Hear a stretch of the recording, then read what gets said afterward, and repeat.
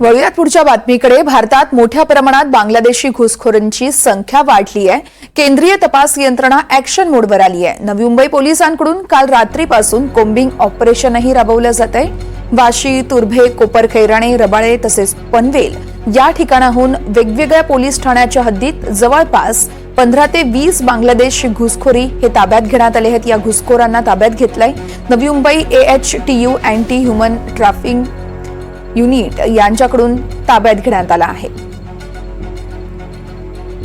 भारतात मोठ्या प्रमाणात बांगलादेशी घुसखोरांची संख्या वाढल्याचं चित्र आणि त्याच अनुषंगाने नवी मुंबई पोलिसांकडून कोम्बिंग ऑपरेशन राबवण्यात आलंय। काल रात्रीपासून हे ऑपरेशन सुरू आहे। वाशी, तुर्भे, कोपरखैराणे, रबाळे तसेच पनवेल या ठिकाणाहून वेगवेगळ्या पोलीस ठाण्याच्या हद्दीत जवळपास 15 ते 20 बांगलादेश घुसखोर हे ताब्यात घेण्यात आले आहेत। नवी मुंबई AHTU यांच्याकडून त्यांना ताब्यात घेण्यात आला आहे।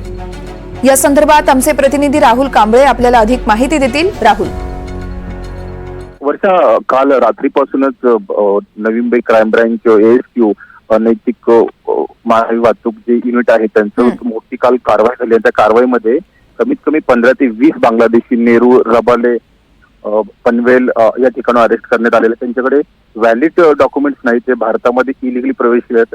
त्याच्यामुळे IPC 1950 प्रमाणे कारवाई केलेली आहे आणि 15 ते 20 नागरिकांना ताब्यात घेतलेले आहे। देवेंद्र फडणवीस यांनी सुद्धा आता हिवाळी अधिवेशनामध्ये सांगितले होते की बांगलादेशी व घुसखोरांवरती, मग ते घुसखोर नायजेरियन असो, आफ्रिकन असो, यांच्यावरती कारवाई करत या ठिकाणी इलिगली धंदे करत आहेत। जसं की ड्रग्स रॅकेट सुद्धा मोठ्या प्रमाणात नवी मुंबईमध्ये चाललेलं आहे। त्याच्यामुळे जे इलिगली या ठिकाणी राहतात आहे परदेशी नागरिक, त्यांच्यावर तात्काळ कारवाई करा असं मुख्यमंत्र्यांनी सुद्धा आदेश दिलेले आहेत। आणि आता नवीन SOP होते की त्यांच्यासाठी डिटेन्शन रूम सुद्धा तयार करण्यात येणार आहेत लवकरच, आणि त्याच्यासाठी जागा सुद्धा शोधा असं मुख्यमंत्री हिवाळी अधिवेशनात म्हणाले होते। निश्चितच राहुल, त्यामुळे आता पुढे कारवाई कशी केली जाते बघावं लागेल। धन्यवाद तुम्ही दिलेल्या माहितीसाठी।